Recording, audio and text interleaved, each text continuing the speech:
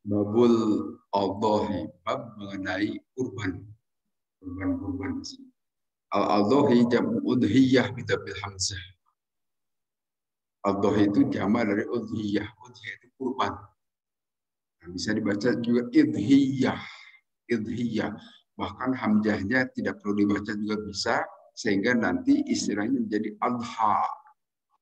Yaumul adha atau disebut idul adha. Itu adalah hari melakukan kurban, pengorbanan. Kita lihat sejumlah hadis yang terkait dengan praktek ibadah kurban dari Rasulullah. Anas bin Malikin, hadis diterima dari Anas bin Malik, annan Nabi sesungguhnya Nabi Sallallahu Alaihi Wasallam, karena ada Nabi yudhohi, beliau melakukan kurban. Bika besyaini dengan 2 ekor domba amlahaini yang putih dua-duanya, akronaini yang bertanduk dua-duanya, Yusami dan beliau mengucapkan bismillah, kabir dan membacakan takbir, wayadong dan meletakkan beliau rijlahu terhadap kaki beliau itu ala sipahihima terhadap 2 itu kaki itu dari domba tadi. Wafilahdin dan dalam satu lafaz yang lain tabahuma beliau menyembelih biadihi dengan tangan beliau langsung. Terus dalam lafaz yang lain sambina ini juga yang gemuk dua-duanya. Kemudian dari Abi Awana sebutkan samina ini bil musallab dan lasin. Itu dari sin dengan sa, tapi yang dimaksud tetap gemuk dua-duanya. Kemudian dalam hadis yang lain sebutkan dengan mengucapkan Bismillahi wallahu akbar. Bismillahi Allahu akbar. Itu yang dilakukan oleh Nabi. Nah, dalam hadis ini disebutkan Kibash. Kibash itu adalah asannya idah khrojat rubaiyat. Itu adalah domba yang sudah cukup usia. Katakanlah 2 tahunan. Dan al-amlah itu al-abyadul kholis. Yang putih bersih. Yang putih murni al-kholis. Tapi juga dikatakan amlah itu alladzi yukhalitu bayadahu syai'un min sawadin, yaitu sesuatu warna yang bercampur antara warna putih dengan warna hitam. Ada bagian hitamnya, tapi sedikit hitamnya. Itu disebut amlah juga. Tapi juga disebutkan alladzi yukhalitu bayaduhu humratan. Tetapi juga disebutkan adalah yang bercampur antara warna putih dan warna merah. Itu amlah juga. Nah, kemudian juga diucapkan amlah itu alladzi fihi bayadun wasawadun wal bayad aksarwa. Campuran dari warna putih dan hitam dengan warna putih yang paling banyak. Wal akron dan juga yang akron itu memiliki tanduk, wa alladzi lahu qornani yang memiliki tanduk dua-duanya. Artinya kalau domba yang bertanduk itu adalah domba jalur, domba jantan. Nah, maka karena itulah wastabal ulama at-tadhiyah bil akron. Maka para ulama lebih menyukai kalau kurban itu menggunakan domba bertanduk atau kibas bertanduk lihadal hadisi karena hadis ini. Wajah juga tetapi juga membolehkan para ulama kalau melakukan kurban itu bil ajmi dengan yang tidak bertanduk. Alladzi la qarna, yang tidak bertanduk artinya menggunakan domba yang betina. Walaupun di sini waktu berikhtilaf, berbeda pendapat para ulama fi maksudil qorni fajazahul jumhur indal hadawiyah la yajib. Berbeda pendapat bagaimana kalau tanduknya itu pecah. Bolehkah kita berkurban? Nah, dalam hal ini para ulama, jumhur ulama, mayoritas ulama itu membolehkan. Walaupun menurut Imam Hadawiyah la yajib tidak cukup, kurang. Jangan berkurban dengan domba atau binatang yang tanduknya pecah. Nah, kemudian di sini juga al-bai'u sumasoko. Yang tadi kata-kata amlah menurut Imam Nawawi ini. Menurut Imam Nawawi itu adalah yang amlah, tetapi amlah itu adalah yang warna putih, kemudian ada warna kuning-kuningan di kulitnya. Pengertian amlah itu beda-beda. Ada yang mengartikan aslinya itu adalah domba atau binatang ternak yang warna putih murni. Walaupun nanti macam-macam ulama menyebutkan warna putih, campur hitam, campur kuning, campur merah malah. Tetapi yang menjadi persoalan di sini, soal warna itu bukan sesuatu yang menjadi persyaratan. Bebas sebetulnya. Hanya pada saat itu adanya yang warna putih itu Rasulullah lebih menyukai itu. Tapi sesungguhnya mau warna apapun sebetulnya tidak ada masalah. Boleh-boleh saja untuk. Nah, kemudian di sini disebutkan yusammi yukabbir. Nabi SAW membacakan bismillah dan Allahu Akbar. Ini adalah suatu prosesi yang wajib diikuti pada saat menyembelih, tentu untuk seksi penyembelihan. Tetapi pada tidak hadir di sini. Baca bismillah dan tentu saja sudah biasa. Baca bismillah dan ucapkan Allahu Akbar. Wa takbiru pakanu khosun bitadhiyah. Takbir itu memang khusus untuk penyembelihan pada Idul Adha itu. Wal haji dan juga haji. Haji itu menyembelih hewan kurban untuk yang sedang berhaji, hajinya itu tamattu atau kiron. Nah, kan itu ada ada denda bagi mereka yang hajinya tamattu, mendahulukan umroh daripada haji, itu disebut haji tamattu. Seperti kebanyakan saat ini nih, yang berangkat awal-awal itu mesti hajinya tamattu. Nah, itu mesti menyembelih hewan kurban, itu haji. Atau nanti haji dan umrohnya itu disatukan sekali saja pada saat tanggal 9, 10, 11 itu. Sekaligus umroh dan haji, itu haji kiron. Itu juga harus menyembelih hewan kurban yang disebut haji. Nah, yang tidak perlu menyembelih itu adalah haji ifrad. Haji ifrad itu mendahulukan haji, baru setelah beres haji umroh. Ada 3 macam yang pelaksanaan haji. Tapi yang berangkat mulai kemarin itu tanggal 4 itu kemungkinan besar ada haji tamattu, bersenang-senang, mendahulukan umroh baru haji. Tetapi itu kena dam, harus menyembelih hewan. Itu yang disebut dengan haji di sini. Liqauli ta'ala, karena firman Allah dalam Al-Quran, walikabbirullaha ala ma hadakum. Dan supaya kalian menyebut nama Allah, membesarkan nama Allah, ala ma hadakum, terhadap apa yang kalian sembelih sebagai haji di sini. Kemudian di hadis kedua, juga menurut Imam Muslim, malah menurut Imam Muslim min hadis Aisyah dari Siti Aisyah radhiyallahu anha, Amaro memerintahkan Rasulullah bikabshin akrona, dengan menyembelih hewan domba ini akrona yang bertanduk. Ya tahu pilih sawadin, tetapi ada warna hitam, yang berkuti sawadin juga ada colat-colatnya warna hitam, yang dulu sawadin, tetapi kelihatan hitam. Autia bihi liyudhhiya bi. Kemudian itu didatangkanlah dengan hewan kurban tadi kepada Rasulullah dengan maksud Rasulullah untuk melakukan untuk menyembelih hewan kurban. Nah, sehingga di sini istilah yang berkurban itu ada 2 macam. Disebut muqarrib yang kurban, artinya muqarrib itu bisa juga mudhohi. Mudhohi itu juga yang kurban juga sama seperti. Pakai do sini. Mudhohi itu yang kurban. Atau muqarrib juga yang kurban juga. Jadi istilahnya itu ada 2 macam setidaknya. Faqala kemudian Rasulullah bersabda, ya Aisyah, tuhai Aisyah, halum min mudjah. Mana itu pisau?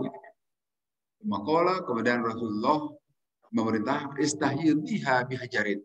Asah dahulu itu pisau dengan batu. Bapak alat maka Siti Aisyah mengasah dengan batu.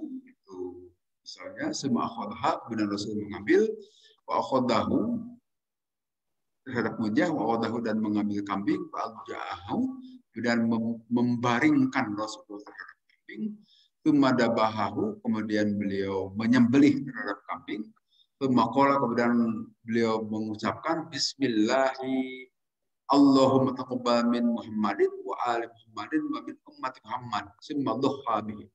Ya Allah, terimalah kurban ini dari Muhammad, terima dari keluarga Muhammad, dan dari umat Muhammad. Jadi pada saat menyembelih hewan kurban itu, dengan 1 ekor kambing, Nabi mengatasnamakan 3 pihak, dari pribadi, dari keluarga beliau, dan dari umat Nabi.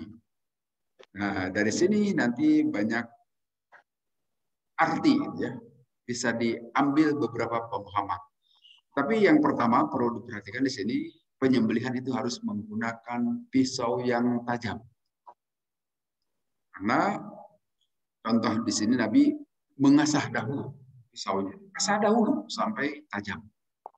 Waliyuhidda, dan supaya mengasah ahadukum salah satu di antara kalian terhadap bibir pisaunya itu, siapa tahu bibir pisau supaya tajam. Nah, kemudian disebutkan di sini dari hadis di atas itu dalilun ala annahu yustahabbu ilja'ul ghanam, bahwa hadis di atas merupakan dalil perihal bagusnya membaringkan domba. Lakat bahu qaimatan, dan jangan disembeli dalam keadaan berdiri, baringkan saja. Wala barokata, dan juga tidak boleh sambil duduk gitu kan. Beda dengan onta.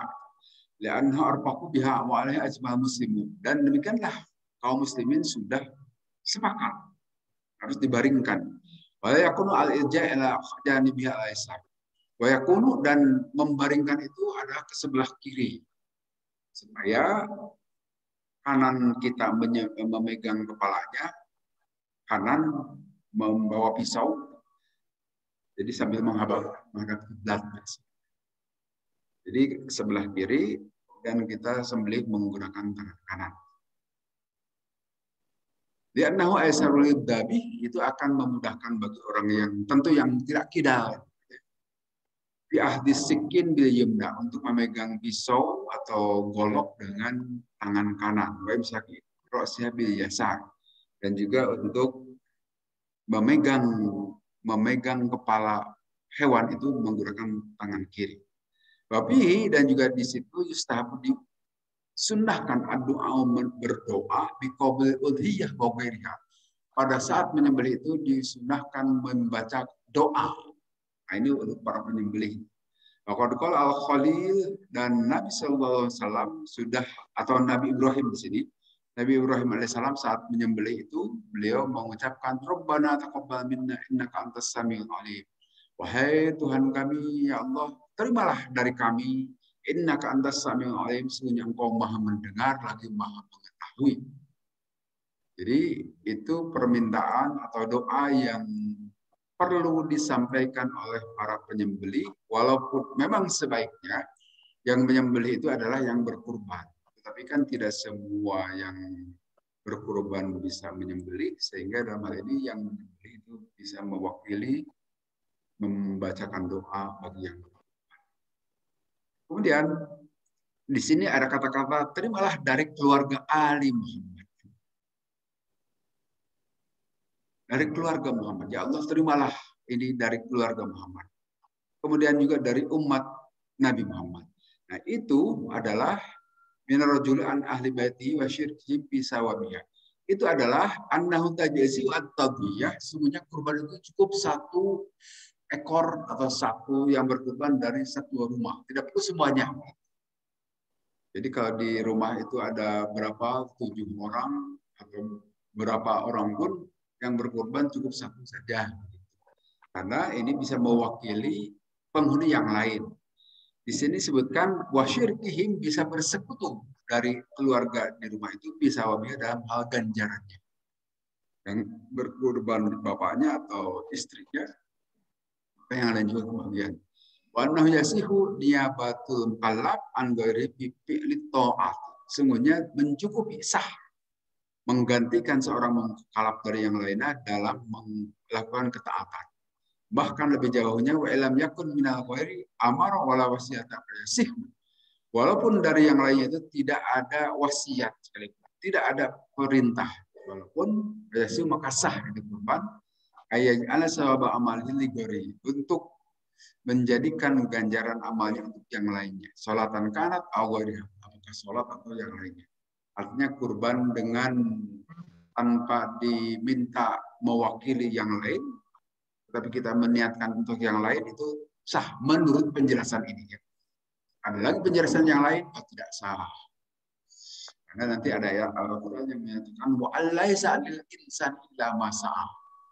Tidak ada suatu perbuatan memperoleh ganjaran atau yang lainnya kecuali apa yang dia kerjakan, dikerjakan oleh seseorang itu. Itu memang ada perbedaan. Kemudian di sini dalam penjelasan berikutnya, anna rajulan dari hadis bin Jabir, seseorang bertanya, ya Rasulullah, innahu ada kana untuk li bapakku, untukku abawani dua ibu bapak. Abirruhuma fi hali hayatihima, saya biasa suka berbuat baik untuk kedua orang bapak ibu kami itu pada saat keduanya berhidup. Pakai pali bibirrihima ba'da mautihima. Bagaimana halnya saya melakukan kebaikan untuk ibu bapakku yang sekarang sudah meninggal dua-duanya? Qala maka menjawab Rasulullah SAW, inna minal birri ba'dal birri an tusalliya lahuma ma sholatika wa antasuma lahuma ma sholat siyami.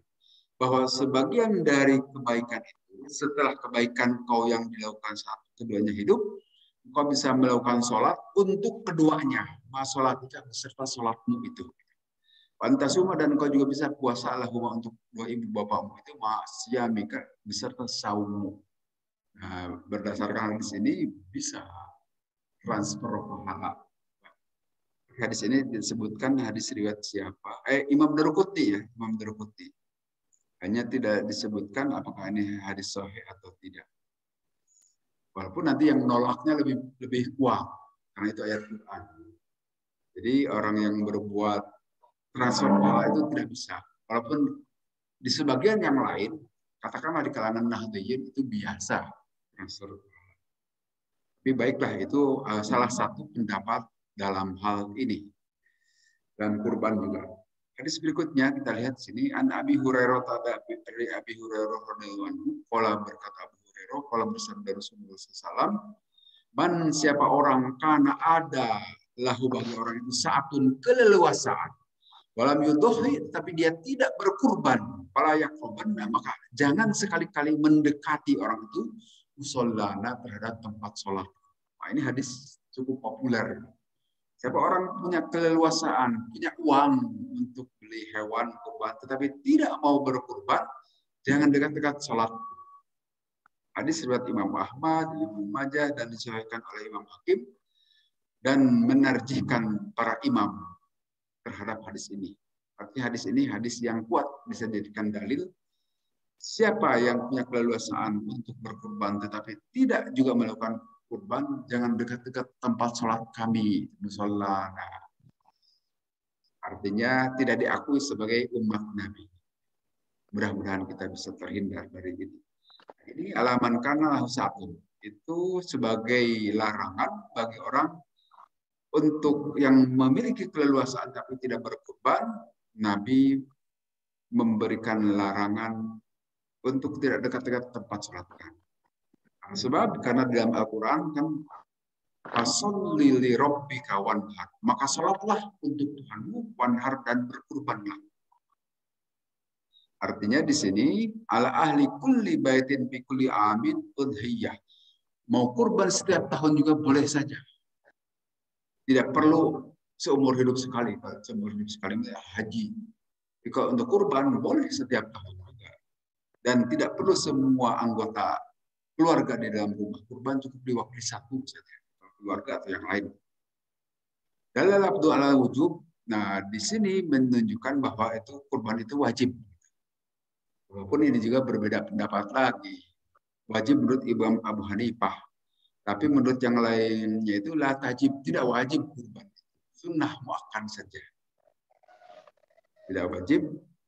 Kemudian di sini dari Imam Muslim disebutkan Rasulullah SAW bersabda, tadi seperti yang di video, idza dakhalatul asyru farada ahadukum ayyudhiya fala ya'khud min sya'rihi wala basyarihi syai'an. Apabila masuk 10 hari pertama bulan Dzulhijjah dan fa'aroda maka menghendaki seseorang di antara kalian ayyudhiya untuk berkurban, maka janganlah dia memotong, mengambil min sya'rihi dari bulu-bulunya itu, wal basyarihi dan dari bulu kulitnya itu syai'an sesuatu pun. Nah, ini ada kata-kata fa'aroda ahadukum. Menurut Imam Syafi'i, fa'aroda ahadukum itu menunjukkan ala adamil wujub, perihal tidak wajibnya ibadah kurban. Hanya sunnah saja. Menurut Imam Syafi'i. Artinya kalau menurut Imam Abu Hanifah itu wajib, tapi menurut Imam Syafi'i itu tidak wajib. Hanya sunnah muakkad saja. Jadi di sini juga di hadis ini memberikan berita kepada kita bagi yang mau berkurban dan sudah masuk tanggal 1 sampai disembelih hewan kurban tanggal 10 atau tanggal yang lainnya, maka jangan memotong kuku, mencabut rambut, mencabut bulu-buluan, jangan mencukur, biarkan saja. Kalau mencukur, cukurlah pada tanggal 30 Dzulhijjah atau Dzulqa'dah.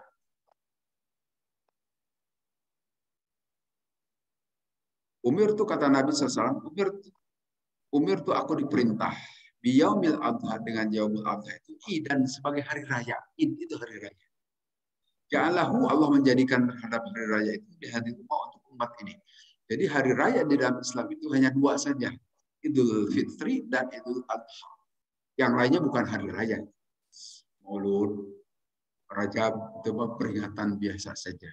Tapi hari raya yang diakui atau yang jelas ada syariat tuntunan dari dari pembuat syariat itu 2 saja, Idul Fitri dan Idul Adha. Id itu hari raya, silahkan berpesta, bersenang-senang, makan daging di sini, dipersilahkan. Allah menjadikan itu untuk umat ini, gitu, kata Nabi Sallallahu Alaihi Wasallam. Kemudian di sini ada penjelasan itu Bismillahirrahmanirrahim. Lamma dhuha, pada saat Rasulullah melakukan penyembelihan, beliau mengucapkan Bismillahirrahmanirrahim. Allahumma anni wa amman lam yudhhi min ummati, sampai berdoa seperti itu. Ya Allah, semoga Engkau menerima kurban ini dan dari orang yang tidak berkurban dari umat. Nah, ini hadis juga menunjukkan bahwa kurban itu ala adamil ijab, tidak wajib. Karena ada kemungkinan umat Nabi juga tidak kurban. Artinya tidak wajib. Hanya sangat dianjurkan bagi mereka yang memiliki keleluasaan untuk berkurban, kurbanlah. Tapi bagi mereka yang tidak punya keleluasaan, terima saja sebagai penerima. Kemudian wa akhraja an Ibnu Abbasin, terima dari Ibnu Abbas. Artinya begini, kalau menurut Ibnu Abbas, kurban itu apakah harus menggunakan domba, sapi, onta, dan hewan kurban yang lain? Ternyata Ibnu Abbas mengatakan, tidak hadir adha, pada saat Idul Adha hadir, atau memberikan Ibnu Abbas maula lahu terhadap budaknya itu dirham ini dengan 2 dirham. Maka kemudian berkata Ibnu Abbas, ishtar bihima lahman wa akhbir annas annahu Tuhan Abbas, belilah dengan 2 dirham itu seonggok daging, 1 kilo daging, dan beritakan kepada manusia ini adalah kurbannya Ibnu Abbas. Jadi Ibnu Abbas itu melakukan kurbannya begitu, tidak dengan menyembelih, tapi dengan membeli dari pasar, beli daging. Pada zaman kita kan sekarang pendapat itu tidak ada. Tapi dahulu Ibnu Abbas itu punya pendapat seperti itu. Tidak punya hewan kurban, nah sudah cukup beli saja dari pasar. Nah itu kurban Ibnu Abbas. Tapi pendapatnya tidak populer. Demikian juga dari Bilal, karena Bilalan tohab bidaikin pamisri. Bilal juga kurban menggunakan ayam jago. Ini diriwayatkan dari Abi Hurairah. Nah, itu menunjukkan bahwa kurban untuk mengambil hukum juga di sini dari para ulama ala annaha sunnatun, bahwa kurban itu wajib dari Imam Syafi'i. Jadi kurban itu bila itu menggunakan ayam bisa saja. Walaupun sekali lagi ini tidak populer kurban menggunakan yang daging atau pakai ayam, yang umum populer dicontohkan dari Nabi itu domba, sapi, dan juga dengan unta.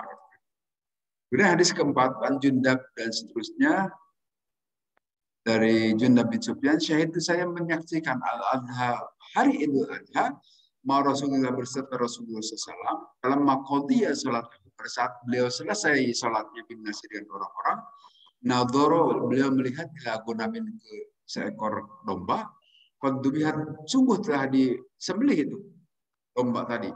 Pakola, maka Nabi SAW bersabda, man, siapa orang dabah yang menyembelih itu orang qabla salat, sebelum salat, Payadbah, maka harus menyembelih lagi itu sya'ran, seekor domba, maka di tempat ini supaya penggantinya, karena belum kurban itu. Pemalam yakun, dan siapa orang yang tidak ada dabah menyembelih payadbah, maka hendaknya menyembelih ala bismillahirrahmanirrahim, menggunakan menyebut nama Allah. Tafaqun alaih, hadis riwayat Imam Muslim. Artinya Rasulullah pada saat Idul Adha ada yang menyembelih sebelum sholat pagi-pagi. Maka dalam hal ini, kalau sholat Idul Adha sebetulnya sunnahnya agak disiangkan. Sunnahnya agak dipagikan. Maaf, dipagikan karena akan menyembelih. Sedangkan kalau Idul Fitri, sholatnya itu sunnahnya agak disiangkan.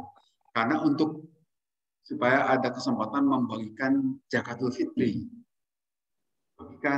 Bagi yang mau membagikan setelah subuh. Maka sholat Idul Fitrinya agak disiangkan. Tetapi untuk Idul Adha lebih baik dibagikan. Kalau di kita sama saja 6:30 ya. Sudah menjadi kebiasaan.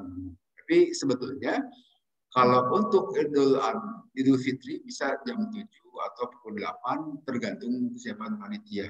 Menurut panitia sudah siap. Nah, ternyata panitia di sini ngebagikannya habis bisa. Tidak ada masalah. Juga ya. Nah, kemudian untuk Idul Adha ini sebaiknya agak pagi. Tentu pagi juga jangan sampai melanggar ketentuan larangan sholat. Larangan sholat itu tidak boleh sholat pada saat matahari terbit. Sehingga kita upayakan paling cepat jam 6:30 melakukan sholat. Ya, untuk supaya amannya tidak bentrok dengan waktu terbit matahari. Nah, di sini penyembelihan itu baru disebut sah kurban itu apabila disembelih pada saat setelah sholat Idul Adha. Tapi kalau disembelih sebelum saat Idul Adha itu bukan kurban, sembelih biasa sembelih itu. Nah, di sini Nabi memerintahkan sembelih lagi. Kalau kadung sudah menyembelih tadi, karena waktu itu belum tahu barangkali ya, awal atau ketentuan dari Nabi. Tapi sekarang kelihatannya kecil kemungkinan hewan kurbannya disembelih sebelum sholat Idul Adha, mesti setelahnya. Itu dalilun ala anna waqta tadhiyah mimma di sholat ini pada tajzi'u qablah, bahwa sesungguhnya waktu penyembelihan itu setelah sholat Id, maka tidak mencukupi kalau menyembelihnya itu sebelumnya. Artinya tidak termasuk menyembelih hewan kurban. Wal muradu sholatul musalli nafsahu, ya tentu yang dimaksud adalah sholat si mudhohi atau muqarrib atau sholat imam. Imam tentu yang maksud di sini adalah jamaah. Setelah semua selesai sholat, barulah disembelih. La yujibu qabla sholat imam. Tidak cukup kalau penyembelihan itu dilakukan sebelum sholat imam, khutbah dan khutbahnya.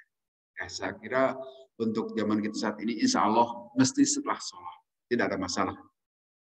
Sholat yaman nahri bil Madinah, maka nama rijalun fataharu qadun an Nabi sallallahu alaihi wasallam qad naharu fa amaruhum ayyu'idu. Artinya kalau menyembelih sebelum sholat itu harus diulang. Nah, waktunya kapan? Waktu idza tala'ati syamsu wa madha qadru sholatil aidi. Waktunya itu adalah setelah keluar matahari. Nah, di kita biasa pukul 8 mulai. 8 melakukan penyembelihan. Setelah keluar matahari, wa madha qadru sholat, dan sudah berlalu waktu sholat. Sholat Id. Artinya ada jeda dahulu, karena pada sholat Idul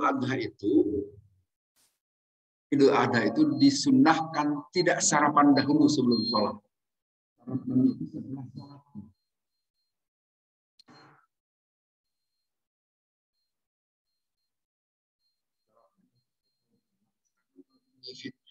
Sebelum sholat kita sarapan.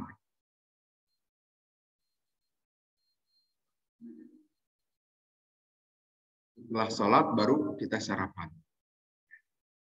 Nah, sedangkan kalau Idul Adha, sholat lebih pagi, setelah sholat pulang ke rumah, sarapan, baru menyembelih. Kira-kira begitu. Nah, sehingga waktunya idza tulati syamsu, pada saat matahari telah terbit. Wa madha qadru sholatil Id, dan telah berlalu kira-kira waktu sholat Id. Khutbataini. Nah, di sini kita biasa pukul 8. Para panitia kita melakukan penyembelihan hewan kurban.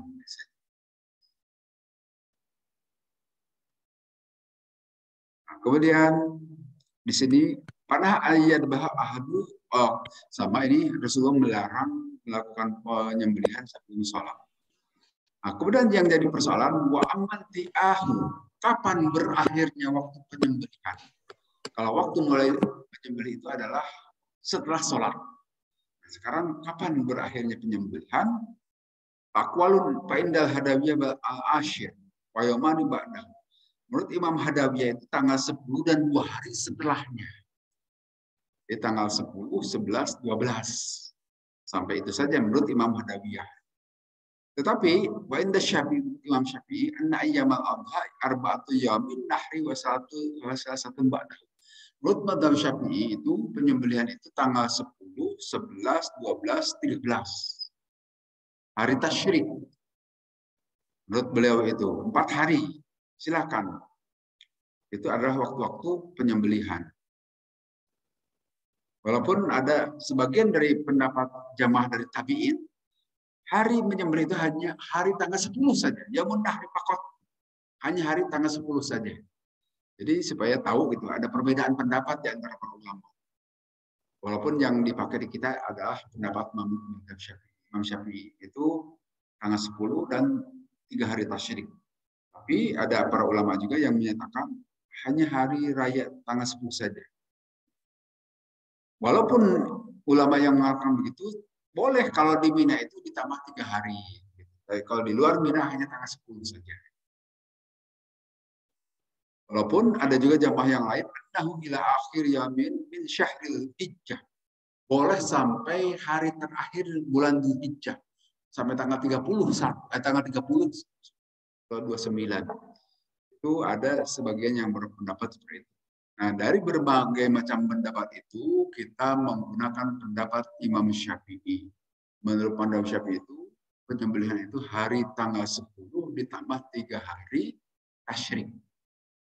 Sebagaimana kita mengumandangkan takbir juga selama hari-hari itu. Nah, kemudian Rasulullah SAW di sini pendapat Imam Syafi'i itu begini. Kullu pajaji makkata manharun wa kullu ayyami tasyrikid dabur. Setiap tempat di Mekah itu tempat penyembelih dan setiap hari tasyrik itu adalah penyembelihan. Nah, berdasarkan hadis inilah Imam Syafi'i berpendapat bahwa penyembelihan itu bisa dilakukan sampai 3 hari tasyrik juga. Walaupun tentu yang paling utama adalah tanggal 10. Jadi kalau bisa kita usahakan tanggal 10 saja. Karena 2 kali kurban tahun kemarin itu kan bukan tanggal 10 itu. Karena kita telat di luar soalnya. Nah, kalau tahun ini mudah-mudahan bisa tanggal 10 karena bisa dilakukan di sini. Kemudian di sini Dhahaba Malik bin Masyhuri anhu ila anna la yaju al-qadhiyah bi layali ayamin nahri. Nah, menurut Imam Malik menyebutkan, menurut pendapat beliau yang masyhur, tidak boleh melakukan penyembelihan hewan pada malam-malam hari tanggal 10. Artinya setelah maghrib. Tidak boleh. Menurut Imam Malik. Wa dhahaba ghairuhu ila jawazi dzalik. Tetapi pendapat yang lain menyatakan boleh, tidak ada masalah. Nah, supaya ini tahu juga bagi kita bahwa di kalangan kaum muslim itu berbeda-beda pendapat itu dan kita saling menghargai saja. Jangan menyatakan salah. Semuanya benar saja. Toh mereka berpendapat seperti itu tentu karena ada dalilnya. Kemudian di hadis kelima, Anil Bara bin Azib, Qoma telah berdiri pina di hadapan kami Rasulullah SAW. Qala bersabda Rasulullah. Arbaun, tidak boleh 4 hal, 4 hewan itu. La tajuju yang tidak boleh itu hayat dalam berkurban. Yang pertama, al-auru al-bayyin auruha. Itu binatang yang picak. Yang matanya mati 1. itu tidak boleh dikurbankan. Tidak boleh ada yang cacat. Dan yang keduanya wal maridatu al bayyin maraduha. Hewan yang sakit yang jelas kelihatan sakitnya.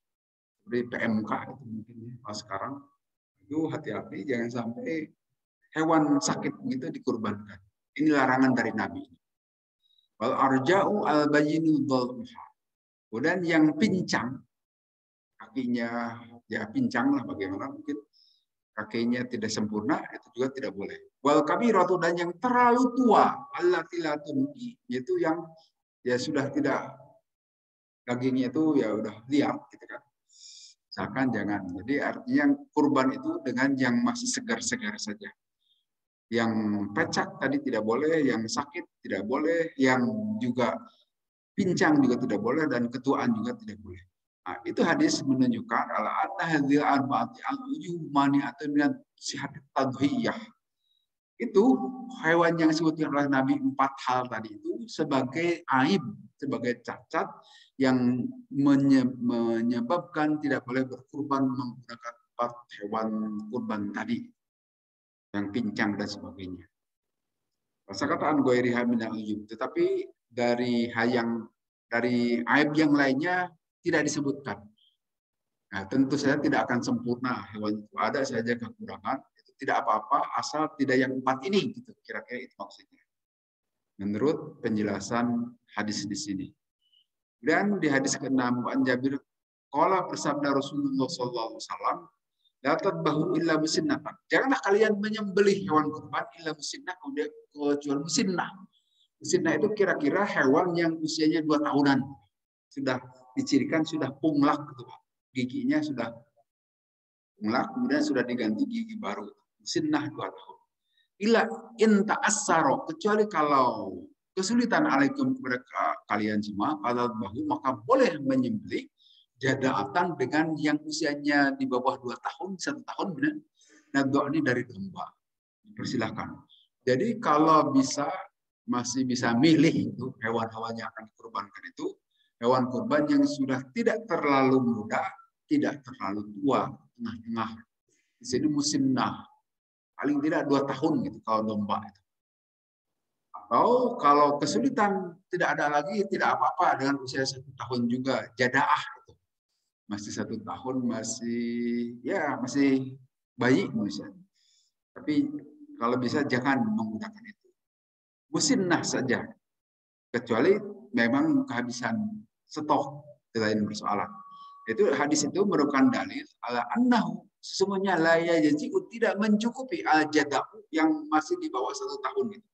Nadhani dari domba fi halin min ahwali dari dalam beberapa hal illa inna ta'assulul musinnah kecuali jika kesulitan mencari yang ganteng gitulah kira-kira yang usia 2 tahunan lebih atau 2 tahun.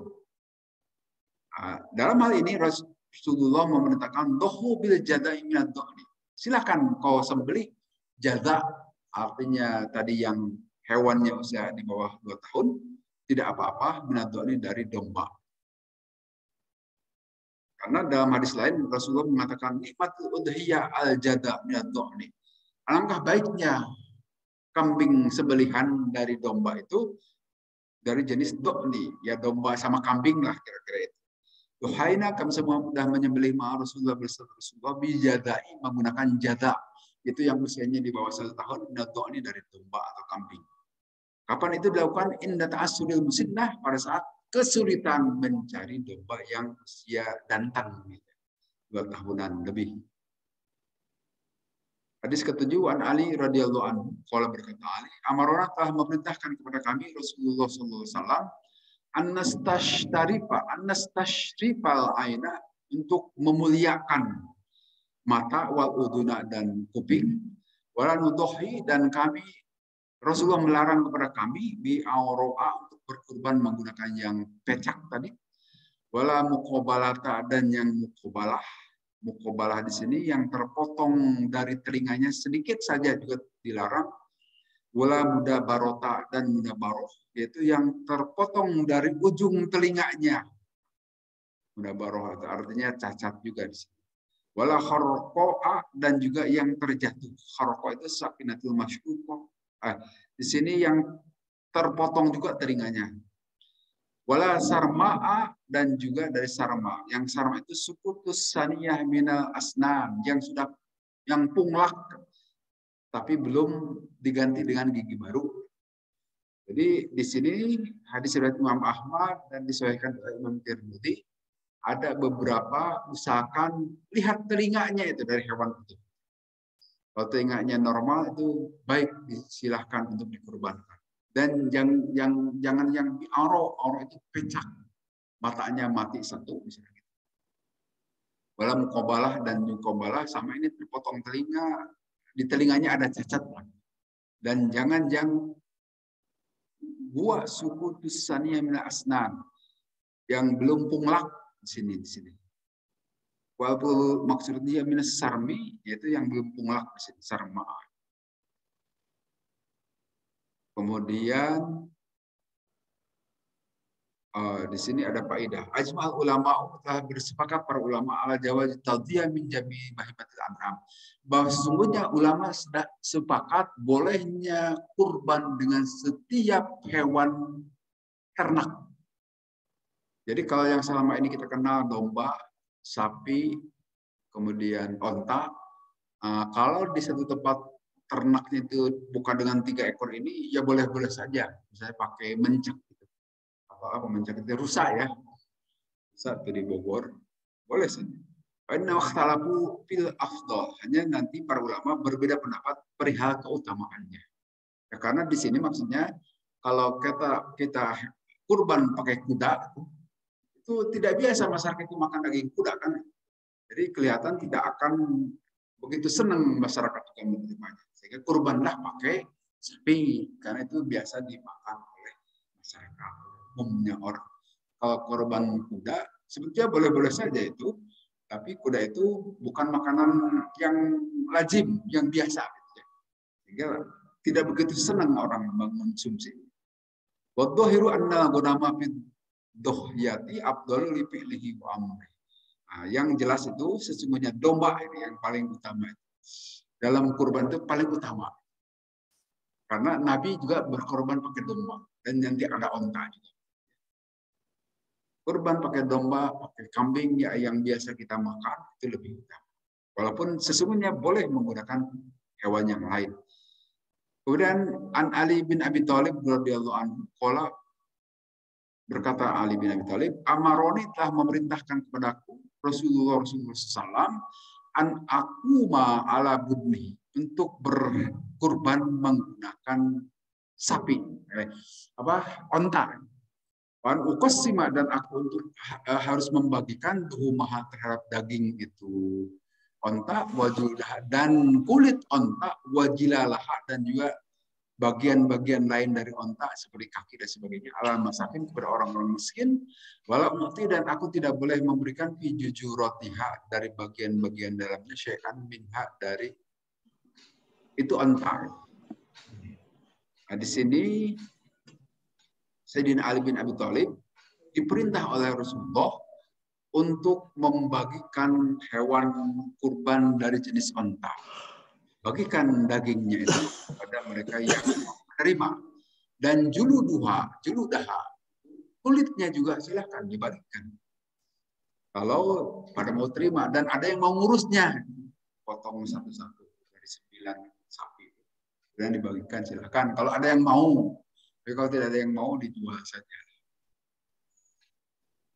Dan juga jilalah, ya, bagian kaki dan sebagainya itu nanti. Di sini Rasulullah memerintahkan itu pada haji wada waktu itu. Pada haji wada banyak yang berkurban, memerintahkan, karena Rasulullah waktu itu berkurban dengan 100 ekor onta. 100 ekor onta, coba kurban 100 ekor onta. Dan saat itu beliau menyembelihnya di Mina. Dengan jumlah sitin wasalasan itu 63 ekor itu disembelih oleh Rasulullah sendiri. Sisanya oleh Sayyidina Ali. Wa nahar baqiyatu Aliyun radhiyallahu anhu. Dan menyembelih sisa yang 100 itu berarti berapa? 30-an ya. 37 oleh Sayyidina Ali, 63 oleh Rasulullah SAW. Waktu di Mina, waktu Haji Wada, beliau 100 ekor unta korbannya.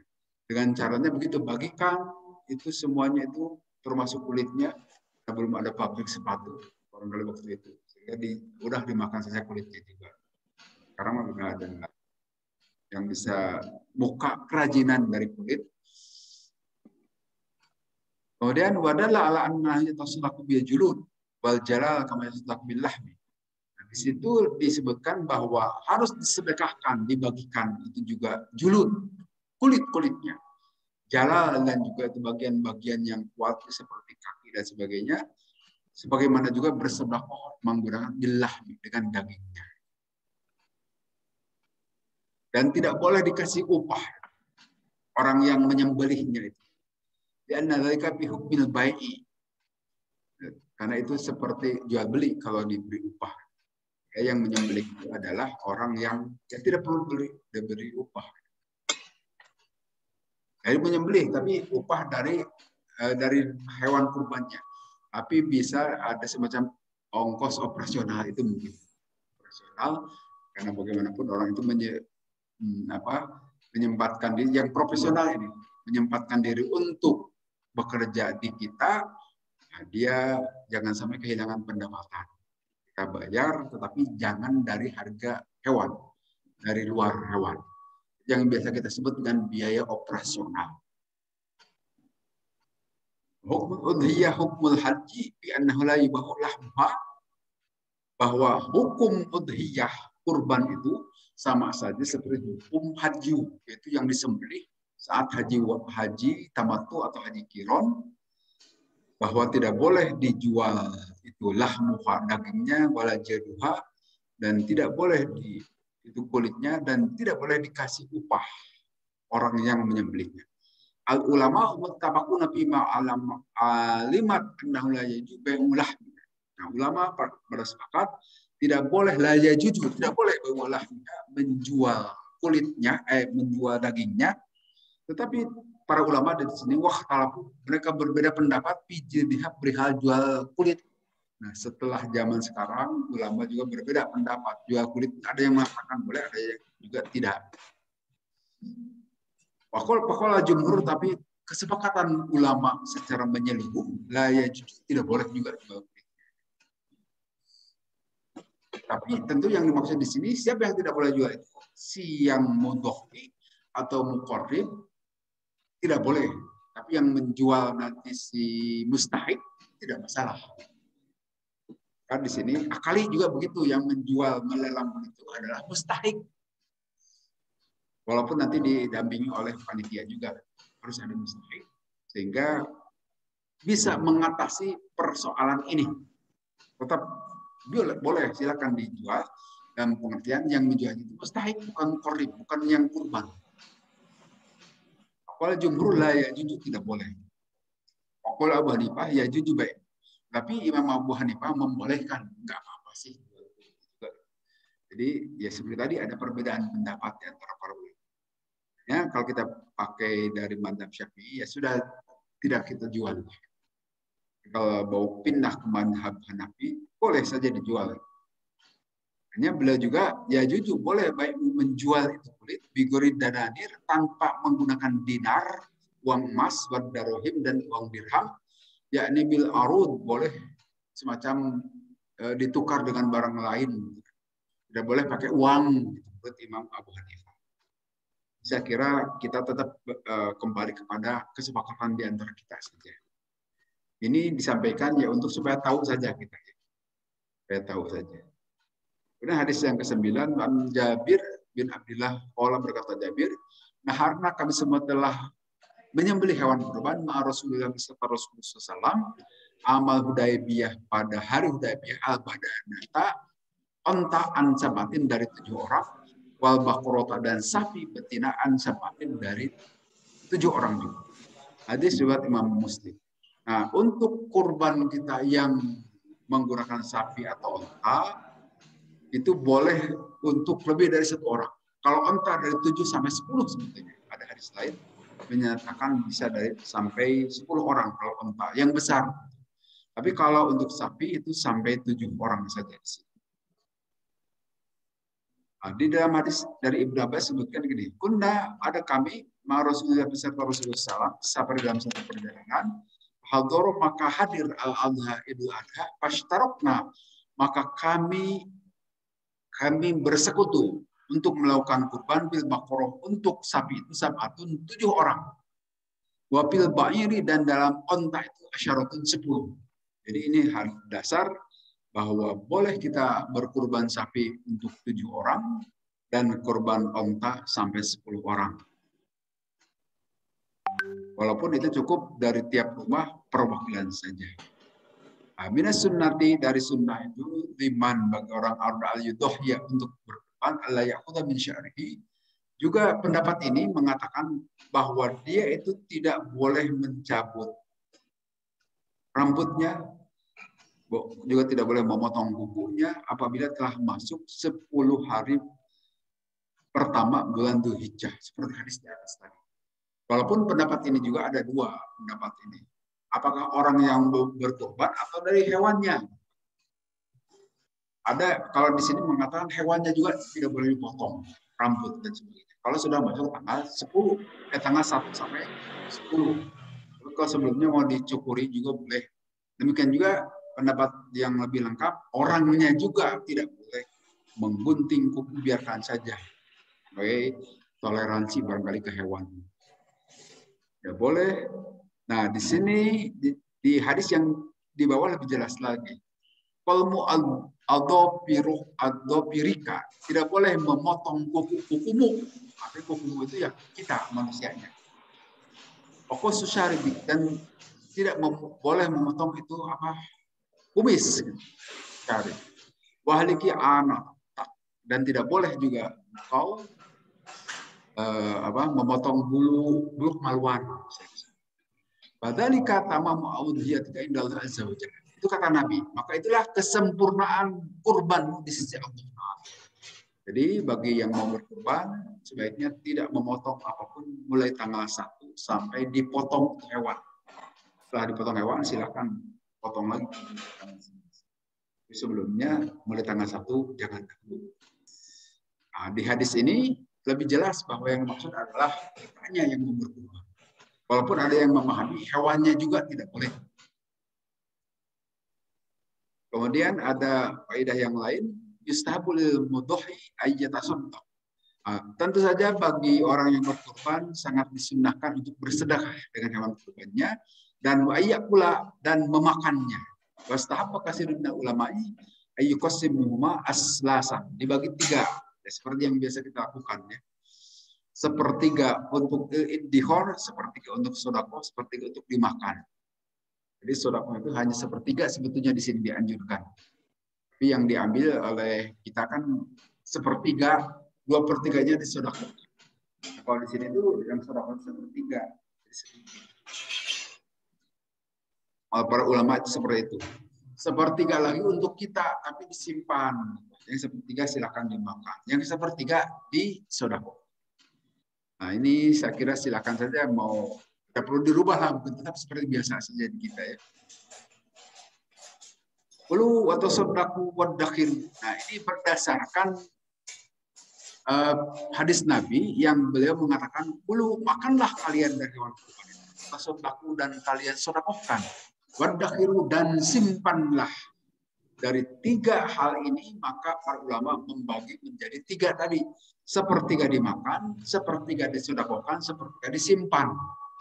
Walaupun itu juga hanya interpretasi para ulama. Kalau kita menginterpretasikannya, dulu makanlah sepertiga, 2/3-nya sedekah dan wadakhiru, dimakan untuk sedekah.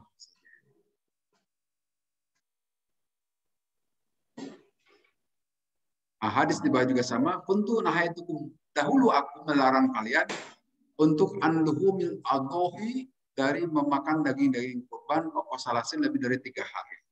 Yatasni'a dutoli alaman lahu, supaya orang berkesempatan punya keleluasaan bagi mereka yang tidak punya keleluasaan. Aku sekarang silakan makan. Ma badaku. Kalau dulu kurban itu nanti setelah 3 hari baru makan. Rasulullah melarang seperti itu. Tapi saat ini silahkan saja makan. Fakulu ma badalakum. Silakan makan apa yang nampak bagi kalian. Watasoddak dan sodakohkan buat awudakiru atau disimpan. Saya kira bab mengenai hewan kurban atau praktek berkurban untuk kita saat ini.